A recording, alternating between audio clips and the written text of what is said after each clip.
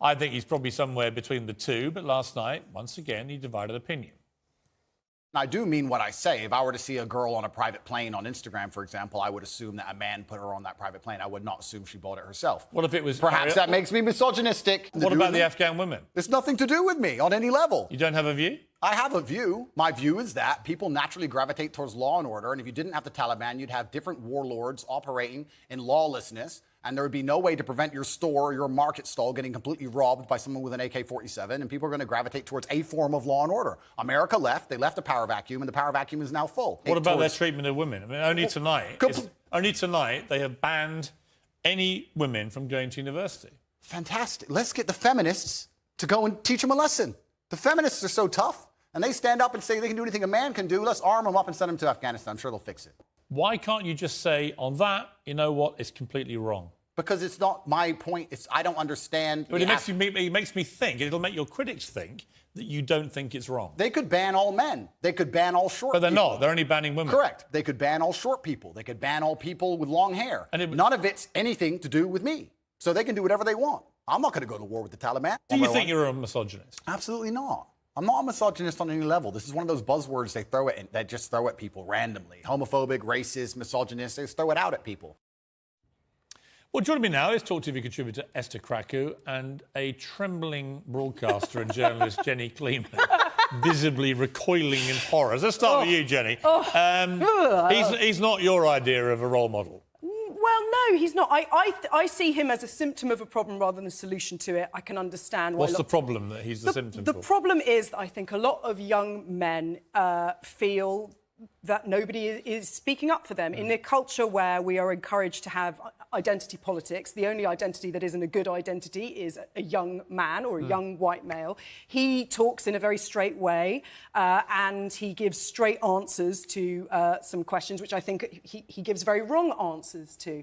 But I find him repellent. I think he talks about... He basically creates straw men that he destroys. So he will depict feminism as a particular kind of thing, a kind of man-hating thing, which it isn't. Well, it is for some feminists. For a small number of feminists. I mean, there are some radical feminists who genuinely hate men. There definitely are. But most people know that feminism is about just thinking that everyone should have equal opportunities regardless of... Yeah, and one thing we know from Afghanistan, and these heartbreaking scenes today in Afghanistan of weeping female students who couldn't go to university, and men actually in Afghanistan then going out in protest for them. I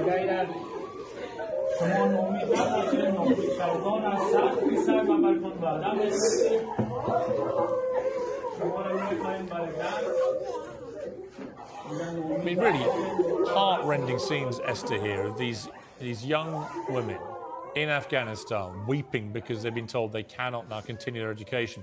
And then you've got male students walking out in protest. Very brave thing to do. A bit like we saw in Iran with the men protesting in support of the women being oppressed there.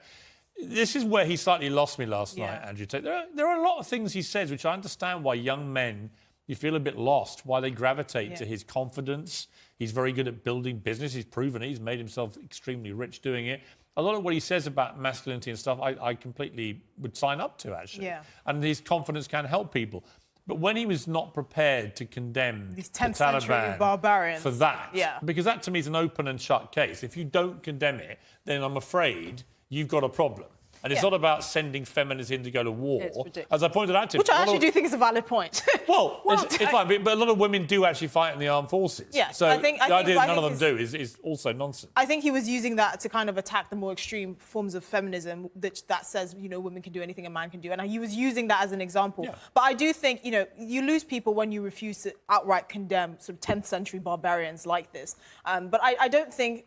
When he said it has nothing to do with him, I think he's not willing to get into dicey territory in that way. But it's like you speak in such absolute terms. Why not? Do you think he's a misogynist? I don't think he's a misogynist. No, I don't think so. I mean, a misogynist means somebody who hates women. Yeah, I don't think he hates women. I do think he hates women. I think he thinks women are nothing. I think he would not know what to do with you and I, Esther, because he does not know how to deal. He gives interviews to people like you or to Hugo Rifkin. He'll give interviews to men. But a lot of women I've spoken to about... Yeah, but a lot of women... But he's done interviews with women. I've seen them before on YouTube. And he's very polite and respectful. Yeah, women do. A lot of women do like him. Exactly. There are a lot of women who don't know him who seem to hate him, ironically. But I'm not sure it's as clear-cut as he's a misogynist. I don't think he's a misogynist, and I have a brother who's probably within his target demographic, 23, and I can understand why his message would resonate with him, because it's normal. It's normal, exactly, for young men to feel like they don't have a place in Western society, and he actually makes that point. I just think when you don't want to outright condemn 10th century barbarians like the Taliban, you tend to lose your case with more moderate people. But again, we're not his target audience. The fact that his understanding about what's happening in Afghanistan is that it's a feminist issue rather than a human issue. I don't think he said that. Well, no, he did. He said, send this feminists in. It's a human issue where we made all these promises to people in Afghanistan and then we left. Well, let's be clear. We betrayed those women. We absolutely betrayed Biden. Joe As a human being, in the way we pulled out of Afghanistan overnight, and we betrayed not only people who work with us, the interpreters and so on, but people we who have left died millions of Afghan women have just been tossed back to these barbaric and wolves. servicemen who died for it. But the fact that he sees it, he says, oh, it's got nothing to do with me. As a human being, it should have something to do with it. As someone who says he's a proud I agree. Brit, it should I have thought it was a something to do with cop out there. But albeit, again, a lot of what he says, I could imagine if I was a young man, it would resonate with me, probably for the right reasons. I think he's trying to give people confidence and a belief that being masculine is not actually a stick to beat you with, right? You can be a good